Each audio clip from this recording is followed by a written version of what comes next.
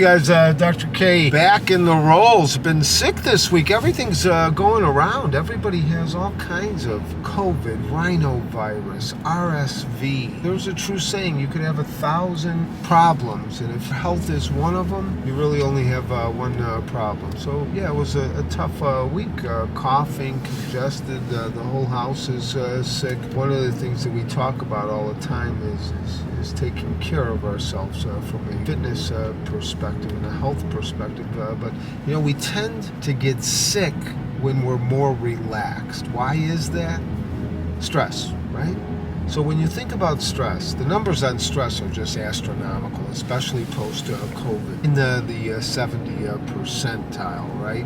And now there's new things that they're talking about burnout, right? There's atypical burnout, where you actually could be addicted to work, and that creates a certain type of burnout. But what's interesting about stress, McGonigal said, when something we feel is important is at stake, right? But we're constantly being stressed. But why is it that during stress, we handle things well, but then when the stressor is over, we fall apart? It's that post-stress decompensation that tends to occur.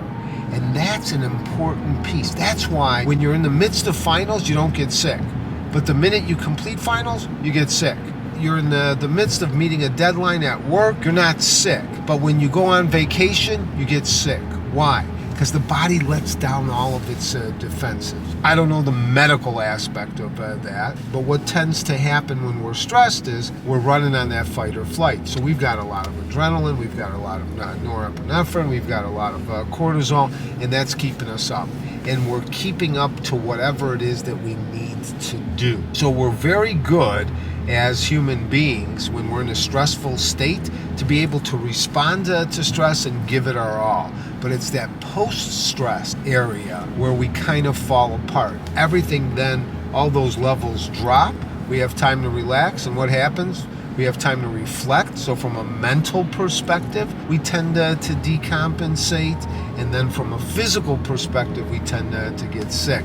I was listening to something, and someone was talking about cancer patients. That sometimes cancer patients, which obviously is a huge stress, right? When they're in the middle of the battle, they're stoic as hell. Not a tear. They're going to go through it. They're going to fight. And the minute they get the diagnosis that everything is clear, they fall apart. Again, that post-stress type of syndrome that happens. So it's an interesting concept. So I think I was healthy last week because I was extremely busy. On Sunday, I kind of relaxed, and by Monday, I was sicker than a dog. So really important to start dealing with your stress, right? And the best way to deal with stress is emotional intelligence, right? You have to understand when you're stressed. You have to understand your emotions. You have to be able to manage your emotions. You have to be able to put in boundaries in things that are occurring. If it's at work, there have to be some type of boundaries. In relationships, there have to be some type of boundaries. And one of the things that's important, and it sounds a little hokey, is learn to breathe. Belly breathe, just like kids. Kids belly breathe all the time. When you look at a baby, how does a baby breathe? They breathe by expanding their stomach and then breathing out. That's that diaphragmatic breathing. Why is that important? It switches you from sympathetic to the parasympathetic system, and that's the calming effect. But we're always going to have stress. Stress is good, right? Stress is what builds muscles when you're lifting weights. Stress is what gets you moving and doing certain things. It's when we have chronic stress that we don't know how to deal with the chronic stress that it becomes a huge problem for us. Be aware of it. Take those 10-second breaks, right? It doesn't have to be an hour that you walk away. Take the 10-second breaks, move away, understand that you're in the midst of a stressful situation, and be able to cope with it. We've talked about this numerous times. One of the best medicines for stress is what? Exercise. It doesn't have to be running a marathon. It could be a 10-minute walk, 20-minute walk. It could be lifting some weights. Your diet, your sleep, extremely important for stress. Talked about this before. When you are sleep deprived, just go ahead and reflect on how you feel that day. Odds are your temperature's going to be shorter. You won't be able to deal with things. From a cognitive perspective, when you're sleep deprived, your memory isn't as quick, you're not as sharp at picking out patterns or solving problems. So all of those things, the fundamentals that we talk about, physical health, sleep, nutrition, exercise, mental health, staying away from 10 cognitive distortions, spiritual health, your values, living by your values, all of that protects you from your stress. And again, to say you're going to be stress-free and life is going to be grand is never going to work. That's not going to happen. It doesn't exist. But how you deal with stress is extremely important. Problem is when we're in a stressful state, a lot of times what happens is we're run by our emotions. We're run by our amygdala, right? Deep in the center of our brain is our amygdala, that reptilian portion, that fear center, if you will, as opposed to our prefrontal cortex, which is where? Behind, rather, of our frontal bone. So you want to be able to use your prefrontal cortex when you're dealing with stressful things, not emotions. Because once you let your emotions rule you, you're in big trouble.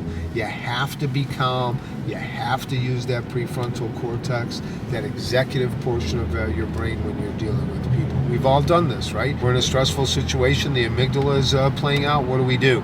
We get triggered. We snap, right? We snap. We say things we wish we didn't say. That's not because we have time to think about what we want to say.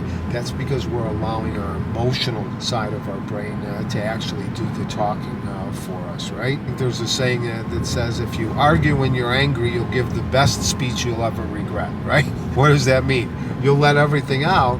Those are things that you can't take back. And again, that's allowing your emotional aspect to lead you as opposed to your prefrontal cortex. And I'm guilty of that all the time. I always have to control that. And I think one of the important things is to determine what are your telltale signs when you're being triggered. Years ago, when my emotional intelligence was probably negative 40, I knew when I was going to go off because my ears got hot, my hands almost went numb, and off I went, right?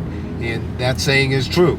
I would argue, I would say things, I thought it was the best argument, always regretted what I actually said. So you have to be careful, you have to work on the emotional intelligence piece. The more stressful you are, the more likely you are to go from an emotional perspective opposed to a cognitive or prefrontal perspective. So be careful, embrace stress. It has a lot of positive things, but if you're too stressed, do things to be able to help yourself.